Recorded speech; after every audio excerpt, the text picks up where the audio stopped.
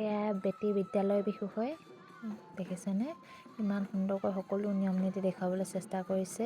এফালে চাগ বনাই আছে গৰু বিহুৰ কাৰণে।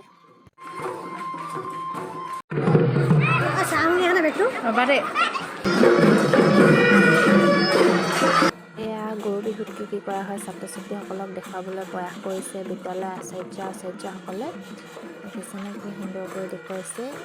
আচলি গৰুনো ক'ত পাব, সেইকাৰণে আঁকিখিনিও দেখুওৱা হৈছে আৰু কেনেকৈ গা ধুৱাই কি কৰে সেইবিলাক দেখুৱাইছে। আৰু এয়া আজিকালিনো ক'ত দেখিবলৈ পায় ল'ৰা ছোৱালীসকলক, সেইকাৰণে দেখুৱাইছে আৰু আপোনালোকে কেনেকৈ কি কৰে।